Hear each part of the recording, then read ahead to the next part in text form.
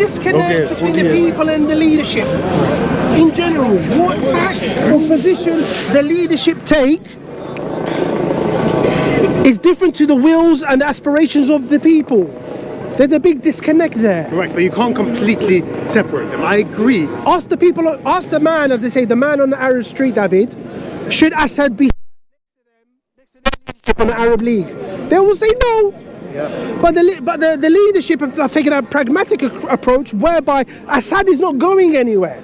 So we're best bringing him back into the Arab League and have him on our side rather than on the other side. Not to go into details, you know what I'm on about. Have him on our side rather than the other side. But that doesn't mean anything. You based on what you're saying, David, it's like the Arab people and the Islamic people hearts are so dead that they don't care. They do care. Please respond.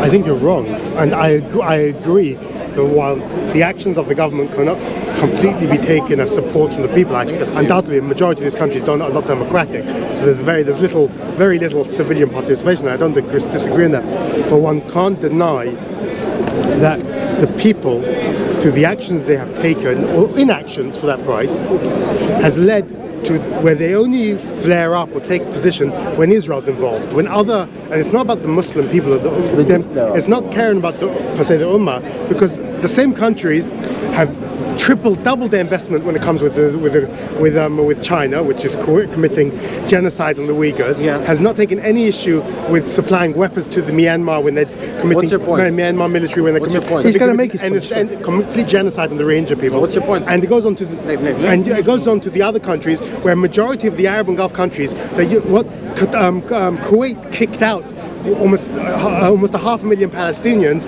right after the first Gulf War, because Arafat decided to open his fat mouth, so they decided just to blame on all the Kuwaitis. So Arafat backed Saddam Hussein's invasion of Kuwait. Correct. Okay. Because people don't know this. Go on. He backed Iraq, and so when they lost, they kicked them all out. Yeah. Now, all these examples are by governments that aren't, like I said, aren't democratic at all. You can't completely deny the people's responsibility in it. Okay. What's happening in East Turkmenistan in China with the concentration camps is disgusting. What's happening with the Rohingya in Myanmar is disgusting. Kashmir, disgusting. Many other places in Srebrenica, what happened in Bosnia, disgusting. But David, you're missing one integral situation. As much as we obviously condemn and our hearts bleed for the people in the Kashmir and the Rohingya and East Turkmenistan, there's one thing you're not understanding. Al-Aqsa is very important to the Muslims and the Arab world. Extremist Jews don't. Let me finish. Extremely important. Whereby when it does kick off, you see the repercussions that have been happening. Even if their hearts were diseased and they were laying down on the couch reading about East Turkmenistan or reading about Kashmir or Rohingya, believe you me, once they read something about Palestine, they're going to stand up and speak about it. For sure.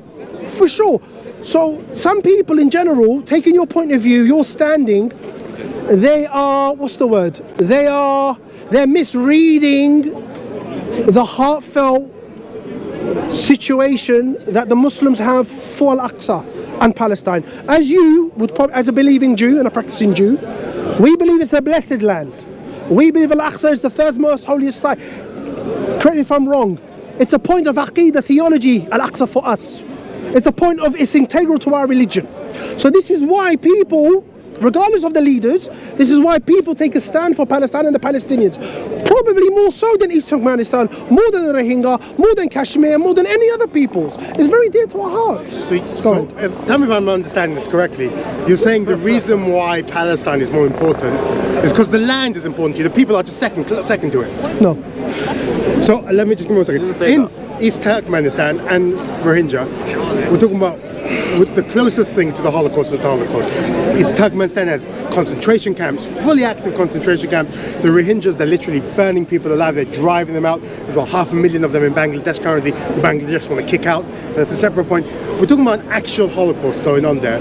And people are less concerned about that than what's happening in Palestine, while yes, there's thousands of Palestinians who are dying, but nowhere near the number what's going on in there. So how is there any other way to see it other than the land is more important than the people? Okay. The Prophet, peace be upon him, said, to paraphrase, the blood of one Muslim is more blessed than the Kaaba. Do you need a drink? I don't have any water.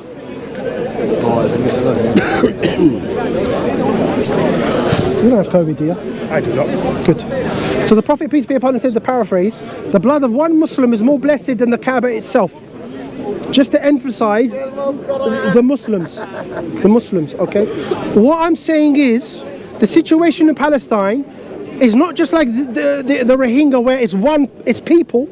It's a people being murdered, being killed, but it's the people coupled with the land. It's the people coupled with the land. Do you understand? It's two-pronged. It's two-pronged. Do you understand? I understand. However, Okay. what I don't understand is, by any estimates, much more Muslims are getting killed by the Burmese military. Much more. We're talking on a much higher level, and a much more sophisticated level, and a more intentional level, and a more systematic level of genocide than what's happening in Palestine, by any count. Who leads Myanmar? What? Who leads Myanmar? Man, I don't know what that means. It's the Burma, the country you're talking about, Myanmar, Burma. What do you mean, who leads them? What is the political system that leads it? Military dictatorship. There we go. China? Same. Okay. Israel classed itself as a democracy. Under these rules of law, they have standards. And I'm not pointing a finger at you, David, of course, okay? Just to explain, yeah? The standards the Israeli state and government and their constitution, I don't know whether they have a written constitution or not. They do. They do. They should not be doing what they're doing. They're contradicting themselves in relation to what their country was founded on, the principles their countries were founded on.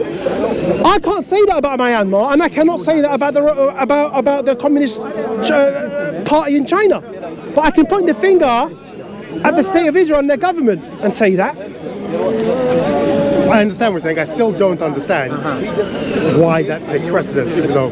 I told you, it's from a religious standpoint. Even though we care for our Muslim brothers and sisters in East Turkmenistan and the Rohingya in Myanmar and everywhere else, what you have with the situation in Palestine, number one, it's been going on for over, generally speaking, it's been going on for over a century, number one. So it's a long-standing situation, coupled with not only the oppression of the people, but of the land itself. We believe it's the blessed land. Two-pronged. If, hypothetically speaking, David, if there were no Palestinians there, they got another Nakba, and they got, the Gazans say, went into Sinai, and just say the Palestinians in the occupied West Bank went into Jordan, or wherever, there would still be an issue with the land, even without any Palestinians. The contention would still carry on. Let me ask this. People would still have a big issue with the land and take bigger action towards Palestine than they would for the Rohingyas, and if there was, in your scenario? Could you rephrase that? I don't understand. In the scenario where they all, whereas you said they all push off, all the Palestinians push off either into the Sinai, to the West Bank, into Jordan, and you said there'll still be an issue with the land. Would people still make a big issue about that than what's happening in East Turkmenistan, in your personal opinion? The people in the UK? The Muslims, you talk about The Muslims, okay. Ask me a rhetorical question. How much of what's going on in East Turkmenistan is publicised in the Arab media? Very little. Very little. Very little. You ask the common man on the street, he won't know what. He goes, so where is East Turkmenistan? He won't know. Even in the UK, it's not talked about much. It's not talked about much. And this goes back when you were speaking to Raihan. When, like you said, every year or whenever there's a flare-up, yeah, pardon the pun, it explodes on the international media. Explodes. So there are certain factors as to why you can't equate one with the other. Actually, no. There are reasons. I hear what you're saying.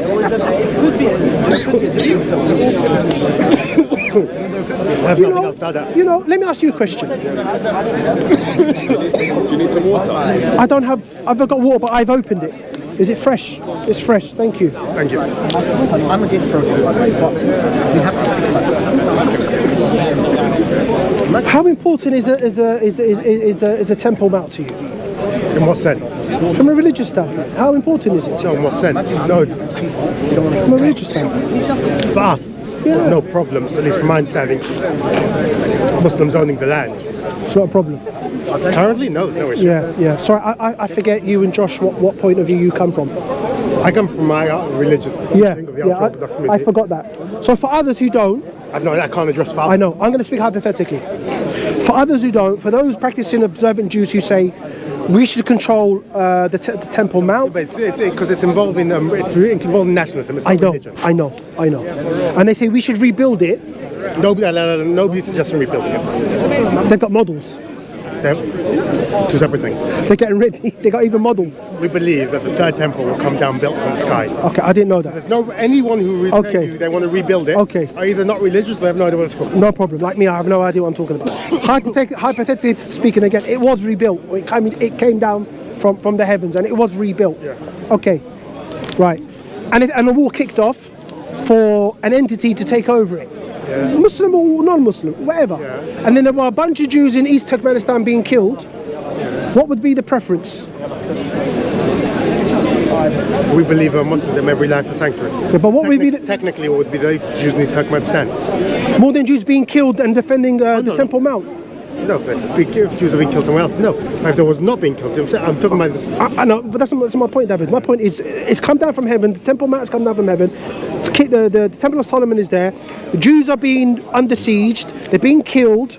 Defending it, that will take preference over Jews in East Turkmenistan being killed. It would. That answers my question.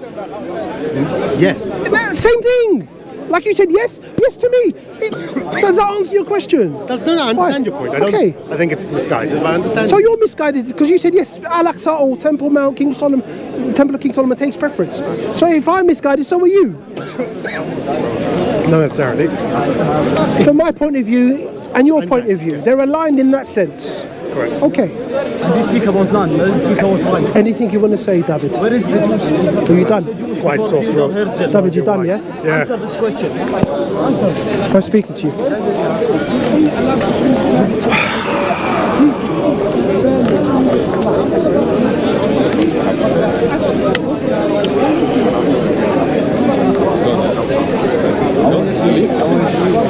May Allah give the Palestinians patience and perseverance. May Allah accept their dead as martyrs, as shuhada. May Allah allow the war to come to an end. May Allah give them victory, inshallah.